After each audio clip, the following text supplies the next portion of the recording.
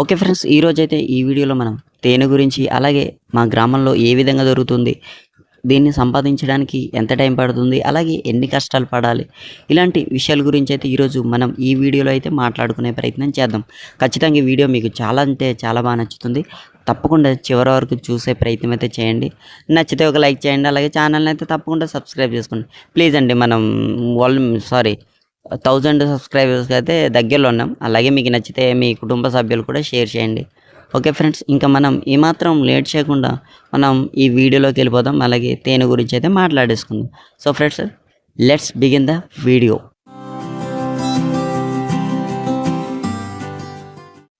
అయితే ఫ్రెండ్స్, ఈ తేనెను సంపాదించే ప్రాసెస్లో అయితే చాలా అంటే చాలా కష్టపడాలన్నమాట.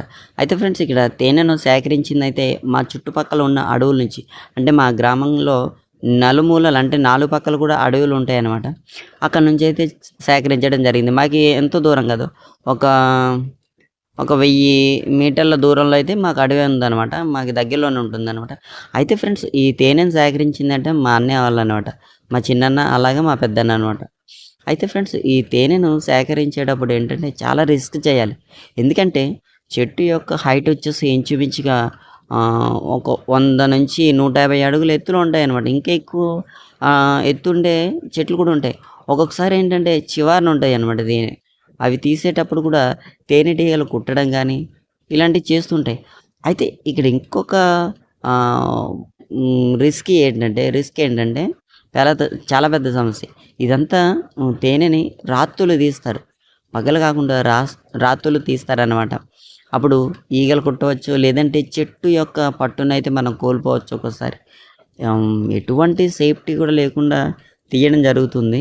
అంటే అలవాటు కాబట్టి మా వాళ్ళైతే తీస్తారనమాట.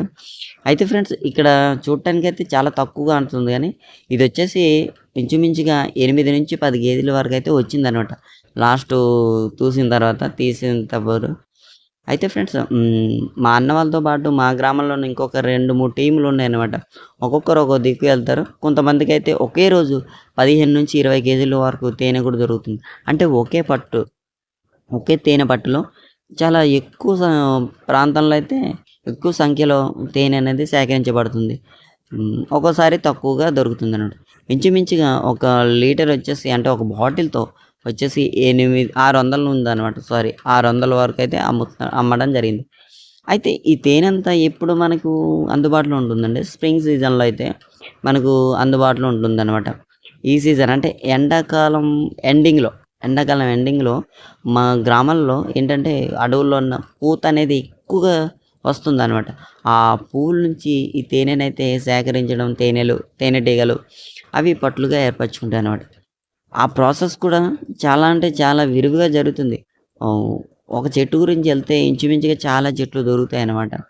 తేనె పట్లు అన్నీ ఒకేసారి తీసే కన్నా ఏంటంటే ఒక్కొక్క రోజు ఒక్కొక్క పట్టునైతే తీయడం జరుగుతుందన్నమాట. అయితే మేము చేసుకున్న అదృష్టం ఏంటంటే తేనె మాకు స్వచ్ఛంగా దొరుకుతుందన్నమాట. అంటే టౌన్‌లో గాని, సిటీలో గాని బాటిల్స్‌లో అమ్ముతూ ఉంటారు. అవి స్వచ్ఛమైన తేనెని మనం చెప్పలేం. అంటే తెలిసిన వాళ్ళు చెక్ చేసుకోగలరు, కానీ తెలియని వాళ్ళు ఏంటంటే ఇటువంటి డమ్మీ, అంటే సీసాలో పెట్టి అమ్ముతారు కదా! అటువంటి డమ్మీ తేనెనైతే కల్తీ తేనెనైతే కొనుగోలు చేయడం జరుగుతుందనమాట. తర్వాత తెలుసుకున్న ప్రయోజనం లేదు.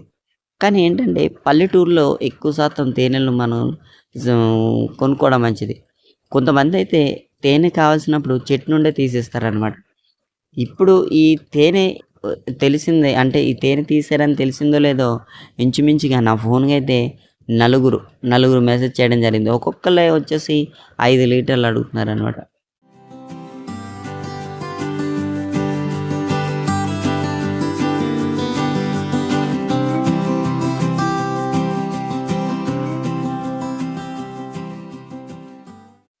అంటే మా అన్న వాళ్ళు తేనెలో ఒకటే తీసి జీవనం సాగిస్తారంటే అది కాదు. డైలీ కూలి పనికెళ్ళిన తర్వాత, లేదంటే వ్యవసాయం పనులు చేసుకున్న తర్వాత ఈ స్ప్రింగ్ సీజన్‌లో అయితే ఈ తేనెలైతే సేకరించడం జరుగుతుందనమాట. మాకు అడవి పక్కనే ఉండడంతోటి ఎప్పుడైనా వెళ్ళే అవకాశం ఉందన్నట్టు. ఏంటంటే మాకొక ధైర్యం కూడా, నైట్ ఎందుకెళ్తామంటే మాకొక ధైర్యం కూడా. మా గ్రామ దేవత తలుపులమ్మ తల్లి ఎప్పుడు మమ్మల్ని కాపలా కాస్తుందని, మా యొక్క సమస్యలను తీరుస్తుందని మాకు ఈ నమ్మకం ఉంటుంది కాబట్టి రాత్రులనేది కూడా మాకు భయముండదు. కానీ కొత్తగా చూసే వాళ్ళకైతే ఖచ్చితంగా ఒక భయంకరమైన దృశ్యంగానే కనిపిస్తుంది. ఎందుకంటే రాత్రులు అడవిలో తిరగడం అంటే అది సాహసమని చెప్పుకోవాలనమాట.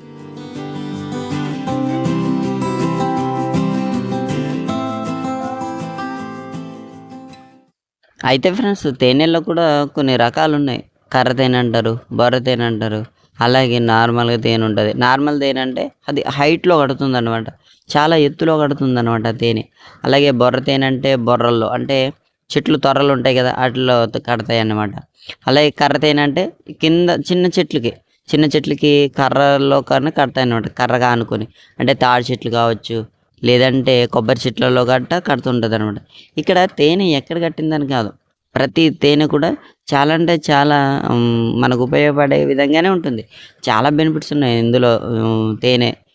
ఖచ్చితంగా మేమైతే తీసిన దాంట్లో ఖచ్చితంగా ఓ 2 లీటర్లు, 3 లీటర్లు అయితే ఉంచుకుంటాం. అది ఉదయాన్నే పిల్లలకు పట్టిస్తుంటాం అన్నమాట.